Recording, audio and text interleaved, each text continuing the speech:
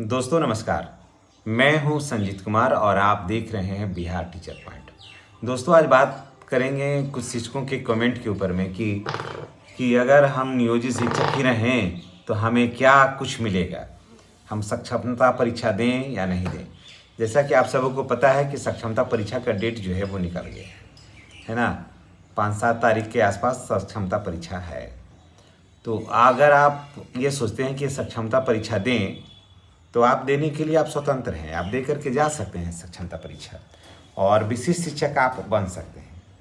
और ये संभवतः ये लास्ट समय है, नहीं तो इसके बाद फिर आपको मौका फिर संभवतः नहीं भी मिल सकता है, क्योंकि शिक्षक भी ज़्यादा अब जो नहीं देना चाह रहे हैं वो नहीं देंगे और थोड़ा बहुत यस और नो में जो फंसे हुए हैं तो उसमें से भी कुछ दे करके विशिष्ट शिक्षक बन सकते हैं। तो अगर आप चाहते हैं कि नियोजित शिक्षक ही बने रहें तो भी आपको ज़्यादा कोई लॉस नहीं है, इसमें बहुत ज़्यादा लॉस नहीं है। और विशिष्ट शिक्षक बन करके भी बहुत ज़्यादा कोई फ़ायदा नहीं है। अभी तक तो जो भी भाई बहन हमारे बने हैं वहाँ अभी तक तो उनको कोई फ़ायदा नज़र नहीं आ रहा है। उनसे अगर पूछिएगा तो पता चलेगा। अब सिर्फ जाकर के मामला फंस जाता है NPS और EPF पर बस। और ऐसे अगर आप नियोजित शिक्षक ही बने ही रहना चाहते हैं तो देखिए क्या क्या बेनिफिट है आपको, क्या क्या बेनिफिट होगा, क्या सुविधाएं सरकार की तरफ से आपको मिलेगी, इन सारी बातों की जानकारी हम आपको शेयर कर रहे हैं। देखिए सबसे पहले तो आपको कालवत प्रोन्नति आपको मिल रही है। ज़्यादातर जिला में या प्रखंडों की बात करें तो नियोजित शिक्षकों को कालवत प्रोन्नति जो है ना वो मिल रही है और फिर ज़्यादातर का मिल भी गया है।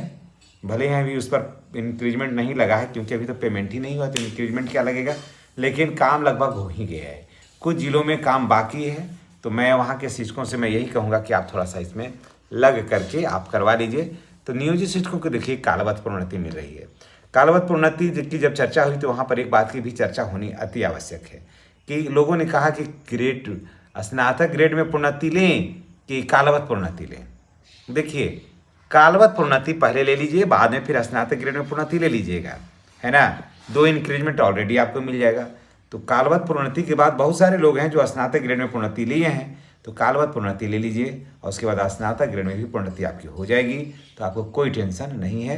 2 इंक्रीजमेंट के साथ मूल वेतन में वृद्धि होगी तो आपका वेतन अच्छा खासा वृद्धि हो जाएगा। तो आपको कालवत प्रोन्नति मिल रहा है 1, स्नातक ग्रेड में प्रोन्नति मिल रहा है 2। इसके बाद आप देख लीजिएगा कि प्रधानाध्यापक के पद पर आपकी पदोन्नति हो जाएगी। ये लोग तो प्रोन्नति हुआ, इसमें बढ़ेगा आपको पैसा, पद वही रहेगा और आपको मिलेगा। अब उसके बाद आपका हो जाएगा प्रधानाध्यापक के पद पर पदोन्नति होगा तो इसमें भी आपको अच्छा खासा फायदा है ना। इसमें वेतन भी बढ़ेगा और बाकी सब चीज़ें भी बढ़ेगी, सुविधाएं भी बढ़ेगी। तो स्नातक कालवत प्रोन्नति हो गया, स्नातक ग्रेड में प्रोन्नति हो गया, है ना।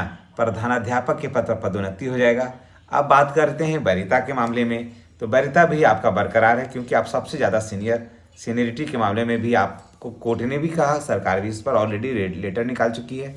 बहुत सारे जगह ऐसा भी आप देखे होंगे कि जहाँ पर पहले लोग BPSC के माध्यम से जो शिक्षक थे वो बने हुए थे प्रभार में, बाद में फिर पता लेटर निकला कि नहीं, वहाँ पर BPSC के जो शिक्षक हैं, टेट के जो शिक्षक हैं, 2022 की बात मैं कर रहा हूँ दोस्तों, सॉरी 22 की बात कर रहा हूँ। तो जो टेट के जो शिक्षक थे उनको हटा करके फिर नियोजित शिक्षक को दे दिया गया प्रभार।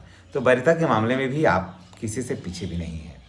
अब बात कर लेते हैं आपको स्नातक ग्रेड में प्रोन्नति के बाद आपको 8वें वेतन आयोग में आपके साथ क्या हो रहा है हिसाब किताब। तो दोस्तों आप जान लीजिए कि 8वें वेतन आयोग में आप सबसे ऊपर हैं। आप जो नियोजित शिक्षक हैं वो सबसे ऊपर हैं, किसी से कम नहीं है। मैं ये नहीं कह रहा हूँ कि वो लोगों को नहीं मिलेगा, सारे शिक्षकों को 8वें वेतन का लाभ मिल रहा है, समझ गए।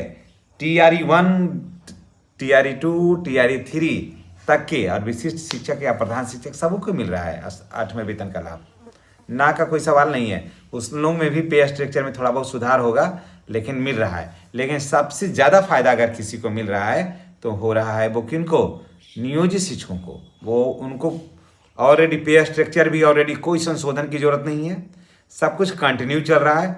लाभ के बिल्कुल सदम ऐसी जगह पर पहुँचे वहाँ से सिर्फ फिनिशिंग देना है।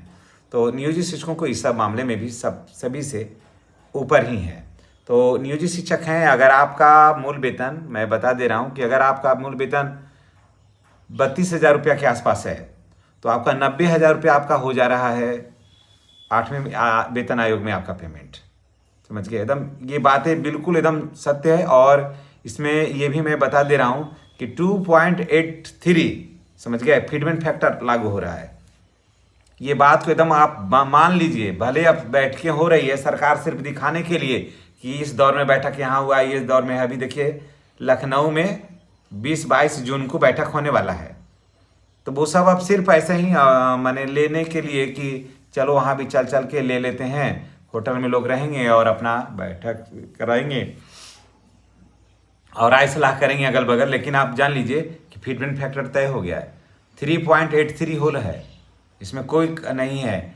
कर्मचारी संगठनों से मांग था कि होना चाहिए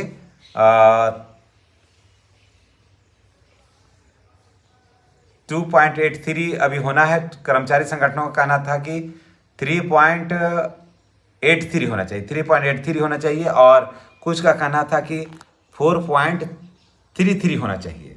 समझ गए? लेकिन सबसे मिनिमम जो है 2.83, तो 3.83 भी होता है तो भी नियोजित शिक्षकों का वेतन एकदम 90,000 के आसपास ही होगा, इससे कम होने का कोई सवाल नहीं है। ठीक है, अब देखिए एक और भी बात मैं कर लेता रहा हूँ कि जो कालवत प्रोन्नति मिल रहा है नियोजित शिक्षकों को, तो वो मिल रहा है 2018 से। जो पूर्व के प्रशिक्षित शिक्षक हैं, जैसे हम लोग जो हैं, जो पहले से ही ट्रेनिंग करके ऑलरेडी नियोजित शिक्षक बने हैं, तो यहाँ पर आपको लगभग 2,30,000 से 2.5 लाख के बीच में जो है ना आपका एरियर मिलेगा। समझ गए? 2,30,000 से लेकर के लगभग 2.5 लाख नियोजित शिक्षकों को एरियर मिलेगा सिर्फ। और एक चीज़ और भी जान लीजिए कि डीए जो बढ़ा है 58 से 60 हुआ है, तो उसमें भी आपको फायदा है। तो ये भी वो भी जुड़ेगा कहाँ जा करके? मूल वेतन में, तो उसका भी फायदा आपको मिल रहा है। तो किसी एंगल से मैं ये कहना चाह रहा हूँ कि क्या किसी एंगल से ऐसा आपको लगता है देखने में, समझने में, कि नियोजित शिक्षक बने रहने में कोई घाटा है? मैं ये नहीं कह रहा हूँ कि आप परीक्षा मत दीजिए, इस चीज़ को एकदम फिर नोट कर लीजिए आप, कि मैं कभी नहीं किसी को भी नहीं कहा कि आप परीक्षा दीजिएगा, कि आप परीक्षा नहीं दीजिएगा। समझ के ये अपील मैं नहीं करता हूँ।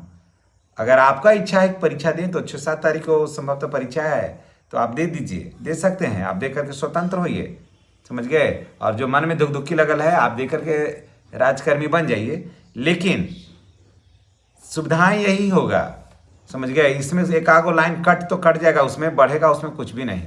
और एनपीएस में तभी फायदा होता है, ये चीज़ को मैं आप लोगों के साथ शेयर कर देता हूँ, कि जिसकी सेवा 20 साल होती है, जो 20 साल कंटिन्यू सेवा में रहता है, उसी को एनपीएस का फायदा होता है। उनको वेतन में, उनको पेंशन मिलेगा लगभग, जिनका 20 साल हो जाएगा ना, तो उनको पेंशन मिलेगा लगभग 8 से 10,000 रुपया। समझ गए? बाकी का फायदा किसी को भी नहीं हुआ है एनपीएस में। नहीं है तो किसी जो जानकार लोग हैं उनसे जा करके पूछ लीजिएगा। हाँ, फायदा क्या है? जब ज़्यादा पैसा कट रहा है तो रिटायर होइएगा, 10 साल, 11 साल, 8 साल होगा, तो पैसा उसमें ज़्यादा कट रहा है, तो स्वाभाविक है कि उसमें बेनिफिट थोड़ा ज़्यादा होगा। इसमें तो कोई दो राय नहीं है। और देखिए क्या होगा, एक चीज़ और फायदा होगा कि एक इंक्रीजमेंट जो है ना नियोजित शिक्षक से, एक इंक्रीजमेंट विशिष्ट शिक्षक को अधिक मिलेगा।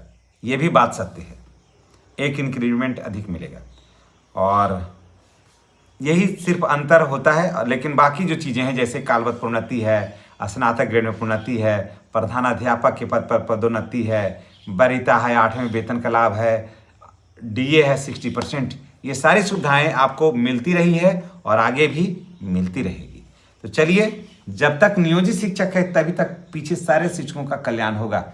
जिस दिन नियोजित शिक्षक पद जो समाप्त हो जाएगा ना, तो सरकार की नीतियां और विचार जो है ना शिक्षकों के प्रति अलग हो जाएगा। तो चलिए, इसी के साथ हम आपसे विदा लेते हैं। नेक्स्ट वीडियो में हमारी और आपकी फिर मुलाकात होगी। चैनल पर नए हैं तो चैनल को आप सब्सक्राइब करके बेल आइकन को दबाइएगा, ताकि वीडियो का नोटिफिकेशन जो है वो आपको मिलता रहे। धन्यवाद।